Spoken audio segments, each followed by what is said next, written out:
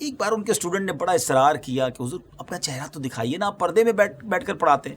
تو جب انہوں نے چہرے سے پردہ اٹھایا تو ان کی صورت گدھے جیسی تھی۔ استغفر اللہ۔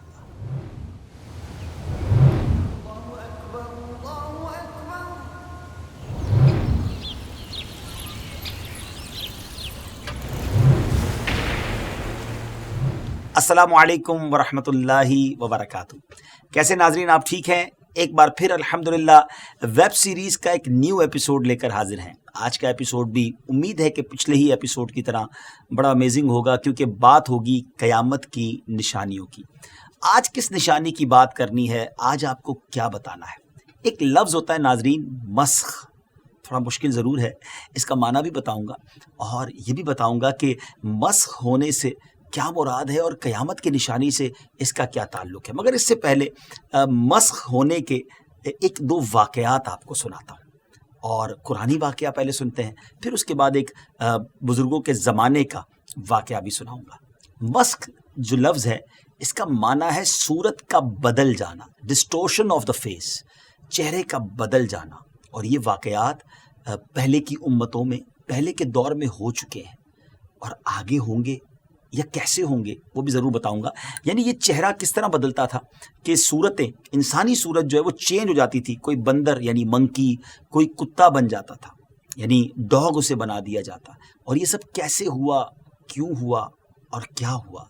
قرآنی واقعہ سنتے ہیں، آئیے۔ اللہ تبارک و تعالیٰ نے قرآن مجید فرقان حمید میں اس واقعے کو بیان فرمایا، اور یہ واقعہ کچھ یوں ہے کہ حضرت سیدنا داؤد علیہ نبینا علیہ الصلوۃ والسلام کی قوم کے 70,000 لوگ، 70,000 افراد عقبہ کے پاس سمندر کے کنارے ایلا نامی گاؤں میں رہتے تھے۔ ایک ولیج تھا، اس کا نام ایلا تھا۔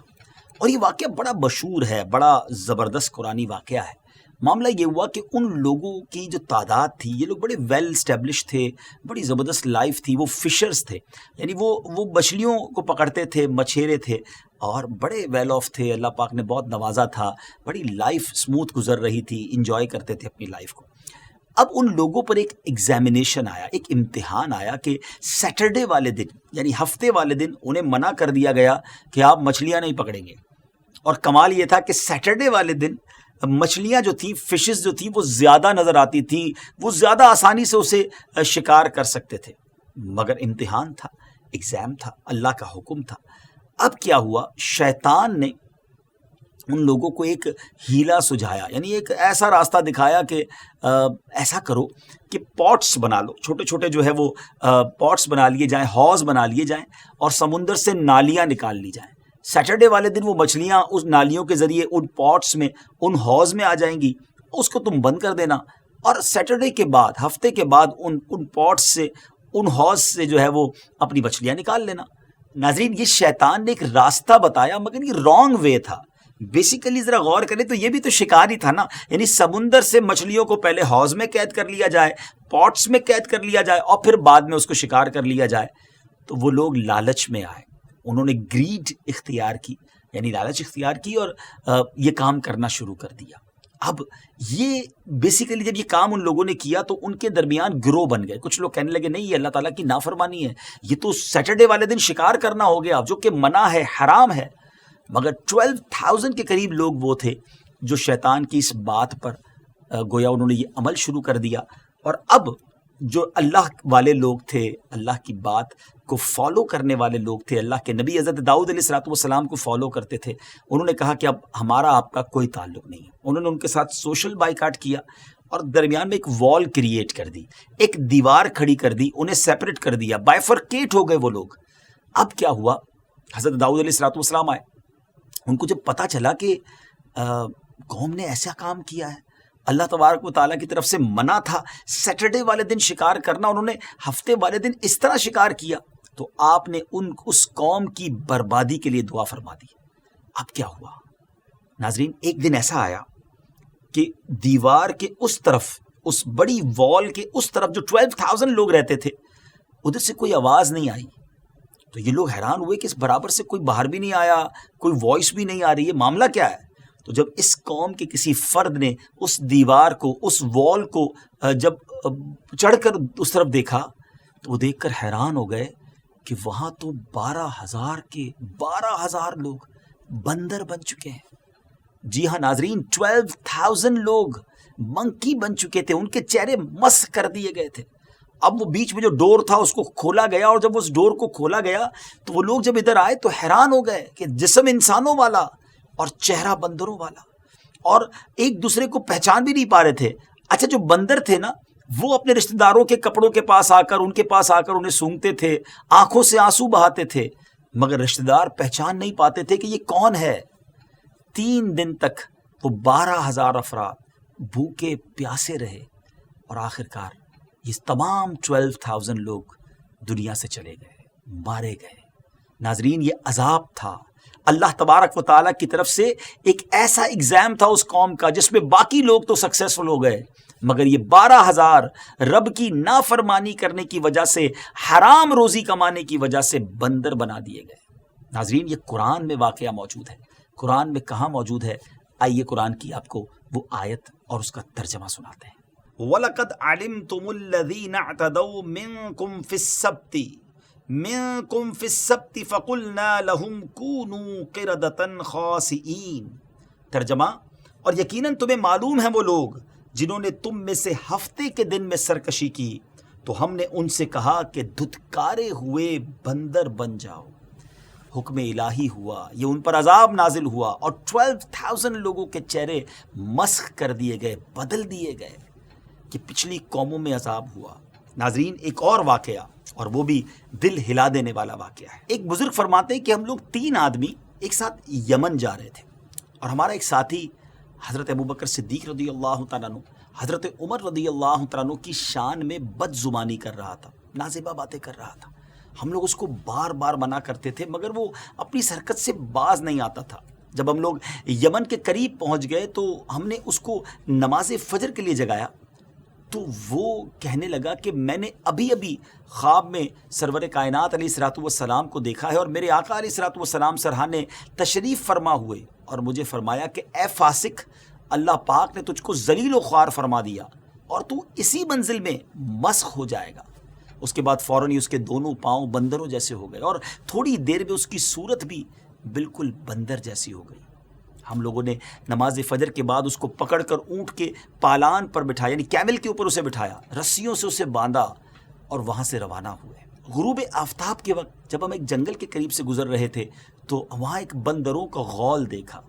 تو اس شخص نے، جو بندر بن چکا تھا، رسیاں توڑوا کر تو اس کیمل کے اوپر سے اس نے چھلانگ لگائی، اونٹ کے اوپر سے کودا، اور وہ بندروں کے اس پورے غول کے اندر جا کر شامل ہو گیا. ہم لوگ حیران ہو کر تھوڑی دیر تک وہاں ٹھہرے تاکہ ہم یہ دیکھ سکیں کہ بندر اس کو ایکسیپٹ کرتے ہیں کہ نہیں. تو ہم نے دیکھا کہ یہ بندروں کے پاس جا کر بیٹھ گیا، ہم لوگوں کی طرف بڑی حسرت کے ساتھ دیکھتا تھا، اور اس کی آنکھوں سے آنسو جاری تھے. تھوڑی دیر کے بعد جب سب بندر وہاں سے جانے لگے تو وہ بھی بندروں کے ساتھ چلا گیا. استغفر اللہ. ناظرین، دیکھا آپ نے اللہ والوں کی گستاخی، اللہ والوں کی شان میں بد زبانی، اور بالخصوص صحابہ کرام اور اہل بیت کا جو مرتبہ ہے اسلام میں. ایسی بزرگ ہستیوں کے بارے میں تو ہمیشہ اچھی بات، پیاری بات، کبھی ہماری زبان سے کسی کی بے ادبی نہیں ہونی چاہیے. اللہ پاک ہمیشہ ہمیں سب کا با ادب رکھے. بہرحال ناظرین، یہ واقعات ہمیں بتاتے ہیں کہ ڈسٹورشن آف فیس، یعنی مسخ ہونا، یہ پہلے بھی ہو چکا ہے. آپ سوچ رہے ہوں گے کہ پروگرام تو قیامت کی نشانیوں پر ہے. آئیے میں یہ تمام باتیں اس لیے آپ کے سامنے بیان کی کہ آپ کو اندازہ ہو کہ یہ مسخ ہونا ہوتا کیا ہے، اور کیا یہ پہلے بھی کبھی ہوا ہے. تو جی ہاں، پہلے بھی ہو چکا ہے، اور قیامت سے پہلے بھی ہوگا، اور یہ احادیث سے ثابت ہے. انشاءاللہ ہم آپ کو حدیثیں بھی سنائیں گے. مگر یاد رہے، کیونکہ نبی پاک علیہ الصلوۃ والسلام کی ہم امت سے ہیں، تو ایسا نہیں ہوگا کہ سارے ہی لوگوں کے چہرے مسخ ہو جائیں گے، بلکہ کچھ ایسے بد نصیب ہوں گے جن کے قیامت سے پہلے چہرے مسخ ہوں گے. وہ کب ہوگا اور کیسے ہوگا آپ کو بتاتے ہیں. مگر ایک اور عبرتناک واقعہ بخاری اور مسلم شریف کی حدیث میں ہے کہ حضرت ابو ہریرہ رضی اللہ تعالیٰ عنہ فرماتے ہیں کہ رسول اللہ صلی اللہ تعالیٰ علیہ وسلم نے فرمایا، جو اپنا سر امام سے پہلے اٹھا لیتا ہے اور اس سے نہیں ڈرتا، تو اللہ اس کے سر کو گدھے کی طرح کر دے. استغفر اللہ ربی من کل ذنب واتوب الیہ. ہم بظاہر تو اس کو بہت چھوٹا سا معاملہ سمجھتے ہیں. لوگ نمازیں پڑھ رہے ہوتے ہیں اور ہم دیکھتے بھی ہیں کہ وہ امام سے پہلے چل رہے ہوتے ہیں، امام سے پہلے رکوع سے سر اٹھا لیتے ہیں، امام سے پہلے ہی سجدے سے سر اٹھا لیتے ہیں. مگر یاد رہے، ہماری شریعت میں یہ بڑا جرم ہے، یہ بڑی مسٹیک ہے. ایسا بالکل نہیں کرنا چاہیے، کیونکہ اس پر صورت بگڑ جانے یعنی بس ہو جانے کی گویا وعید موجود ہے، پنشمنٹ ہو سکتی ہے۔ اگر آج اللہ عز و جل کا ہم پر یہ عذاب نازل نہ بھی ہو تو یہ نبی پاک علیہ الصلوۃ والسلام کی رحمت کا صدقہ ہے۔ مگر بعض نادان ہو سکتا ہے اس وقت بھی ہمیں سن کر سوچ رہے ہو کہ یار ایسا کیسے ہو سکتا ہے، اتنی سی غلطی پر کیا اتنی بڑی سزا مل سکتی ہے۔ دیکھیں حدیث پاک ہے اور ہمیں اس پر ہمیشہ عمل کرنا ہے، ڈرنا ہے ان چیزوں سے کہ نہیں ہمیں یہ کام نہیں کرنا، جو اللہ رسول نے فرمایا اس پر عمل کرنا ہے۔ اسی حدیث پاک کی شرح میں حضرت علامہ ملا علی قاری رحمۃ اللہ تعالی علیہ ایک عجیب واقعہ بیان فرماتے ہیں کہ ایک محدث دمشق سیریا میں ایک مشہور شیخ تھے، حدیث سیکھنے گئے اور وہ شیخ پردے میں رہ کر انہیں حدیث پڑھاتے تھے، حالانکہ وہ مرد تھے، مرد تو پردہ نہیں کرتے نا۔ تو ایک بار ان کے اسٹوڈنٹ نے بڑا اصرار کیا کہ حضور اپنا چہرہ تو دکھائیے نا، آپ پردے میں بیٹھ کر پڑھاتے ہیں۔ تو جب انہوں نے چہرے سے پردہ اٹھایا تو ان کی صورت گدھے جیسی تھی۔ استغفر اللہ۔ فرمایا کہ میں اس حدیث کے بارے میں اس کو عقل میری مانتی نہیں تھی، میں اس حدیث کو حقیقت نہیں سمجھتا تھا، اور آزمائش کے طور پر میں امام سے آگے سر اٹھانے لگا، امام سے پہلے سر اٹھانے لگا، اور میں اس مصیبت میں گرفتار ہو گیا۔ ناظرین یہ واقعات ہو سکتے ہیں، ہمیں ڈرنا چاہیے۔ اللہ کے عذاب یا اللہ تبارک و تعالیٰ کی طرف سے جو پنشمنٹ ہے نا، اس کو مذاق نہیں سمجھنا چاہیے اور اس کو ایگزام نہیں کرنا چاہیے۔ یہ پہلی قوموں کے انداز تھے جو انبیاء کرام علیہ الصلوۃ والسلام کو کہا کرتے تھے۔ آپ قرآن پڑھیں تو صحیح، وہ کہتے تھے اگر تم سچے ہو تو ہم پر عذاب لے آؤ۔ یہ تو کفار کا طریقہ رہا، اور پھر پنشمنٹ آئی، پھر عذاب آئے ان پر۔ تو یہ کبھی بھی نہ کہیں یا کبھی بھی نہ سوچیں کہ بھئی عذاب آنا ہوگا تو دیکھیں گے۔ استغفر اللہ، ہماری تو حیثیت ہی نہیں ہے۔ ہمیں ہمیشہ اللہ کے عذاب سے پناہ مانگنی چاہیے اور اللہ سے اس کی رحمت کا ہی سوال کرنا چاہیے۔ تو اب آئیے نبی پاک علیہ الصلوۃ والسلام کی میں 2 حدیثیں آپ کو سناتا ہوں، جس سے آپ کو اندازہ ہوگا قیامت سے پہلے بھی یہ منظر آئے گا۔ حدیث پاک میں نبی پاک علیہ الصلوۃ والسلام نے فرمایا کہ قیامت سے پہلے میری امت کے آخری زمانے میں زمین کا دھنسنا، شکلوں کا بدلنا اور پتھروں کا برسنا ہوگا۔ اللہ اکبر، یعنی زمین گویا دھس جائے گی، پتھر برسیں گے اور چہرے مسخ ہو جائیں گے۔